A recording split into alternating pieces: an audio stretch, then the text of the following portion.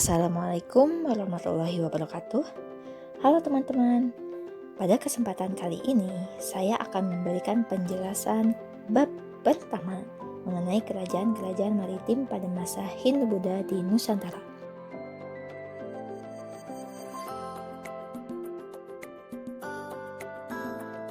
Materi yang akan disampaikan kali ini antara lain: yang pertama, definisi dan kebudayaan maritim. Yang kedua, terbentuknya perdagangan internasional zaman kuno. Yang ketiga, teori-teori masuknya agama Hindu-Buddha di Nusantara. Maka dari itu, coba kalian persiapkan alat tulis untuk mencatat hal-hal penting dan simak tayangan ini sampai selesai ya.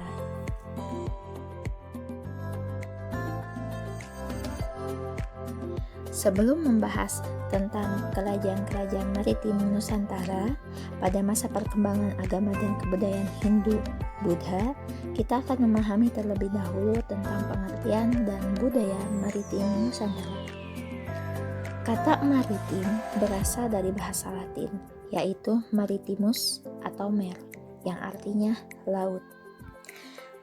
Dalam Oxford Advanced Learned Sport Dictionary, kata maritim diartikan sebagai connecting to sea or ship, atau dalam bahasa formal near the sea, artinya yang menghubungkan laut atau dekat dengan laut. Adapun dalam Kamus Besar Bahasa Indonesia, maritim memiliki arti berkenaan dengan laut, berhubungan dengan pelayaran dan perdagangan di laut.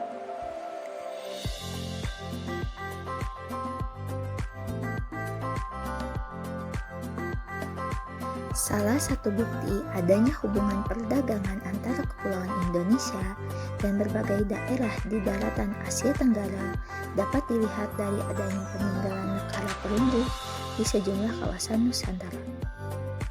Di samping layar, bisa kalian lihat terdapat gambar nekara tipe Higger yang berada di sebelah kiri dan terdapat banyak di Indonesia memiliki ciri-ciri budaya Dongson atau Vietnam.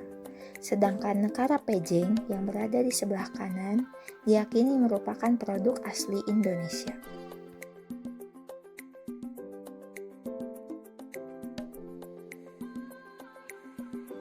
Sejarah mencatat bahwa sejak masa praaksara, masyarakat Nusantara telah memiliki kemampuan berlayar dengan menggunakan perahu bercadik. Seperti yang bisa kalian lihat, berikut ini merupakan dua gambar relief perahu bercadik yang ada di Candi Borobudur. Berdasarkan relief Candi Borobudur, setidaknya ada 3 jenis perahu Nusantara, yaitu perahu lesung, perahu yang tertinggi dengan cadik, dan perahu lesung yang tertinggi tanpa cadik. Jadi, itu menandakan bahwa masyarakat pada saat itu sudah mampu melakukan tradisi yang namanya pelayaran dan perdagangan, meskipun dengan cara yang sederhana.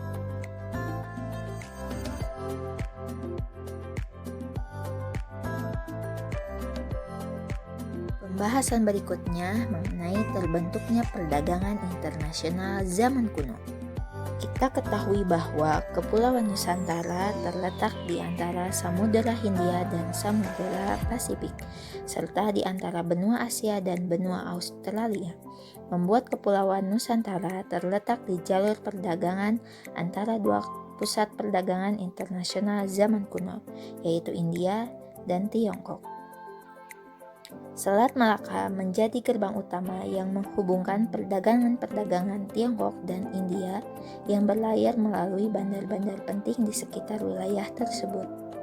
Komoditas penting yang diperdagangkan ketika itu adalah rempah-rempah seperti kayu manis, cengkeh, dan pala.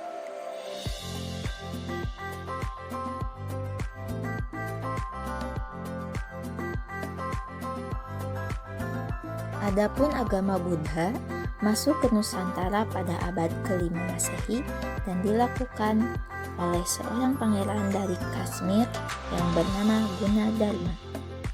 Selanjutnya, pada abad ke-9 Masehi, mulai berdatangan para pendeta Buddha dari dua wilayah yang berbeda, yaitu Gaudi-Daripa atau Benggala dan Gurjaradesa atau Gujarat.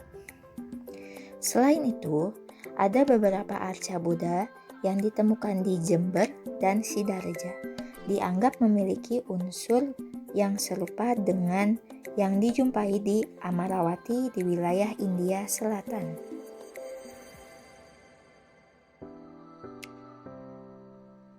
Menurut Vandler dan Walters, hubungan dagang antara India dan Indonesia terlebih dahulu berkembang daripada hubungan dagang antara Indonesia dan Tiongkok. Hubungan perdagangan ini diikuti pula oleh hubungan kebudayaan seperti agama, sistem pemerintahan, sosial, budaya, sehingga terjadi percampuran kebudayaan di antara dua bangsa tersebut. Bisa kalian lihat, gambar berikut merupakan Candi Bima di dataran tinggi Dieng, daerah Jawa Tengah, yang memiliki kemiripan dengan gaya bangunan candi yang ada di India.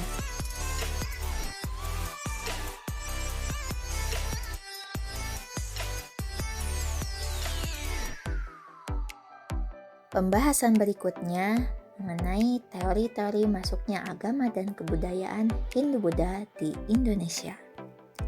Bagaimana sebenarnya agama dan kebudayaan Hindu dapat masuk ke Nusantara? Untuk menjawab pertanyaan tersebut, para ahli mempunyai pendapat yang berbeda. Pendapat yang pertama yaitu tentang teori Brahmana yang dikemukakan oleh Vandler, bahwa Hinduisasi di Nusantara disebabkan oleh peranan kaum Brahmana. Hal ini didasarkan atas temuan prasasti-prasasti yang menggunakan bahasa Sanskerta dan huruf Pallava.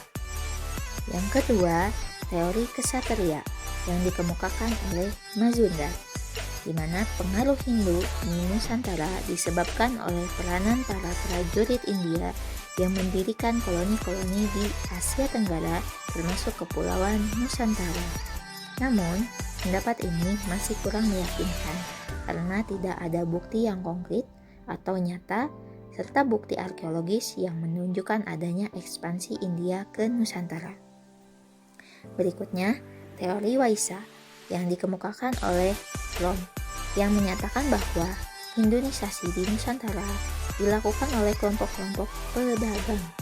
Hal ini didasarkan melalui perkawinan dengan pribumi. Hal serupa terjadi pada masa perkembangan kebudayaan Islam di Nusantara. Selanjutnya, teori arus balik yang dikemukakan oleh Bos menyatakan bahwa proses Hinduisasi di Nusantara dilakukan oleh kaum terpelajar yang mempunyai semangat untuk menyebarkan agama Hindu.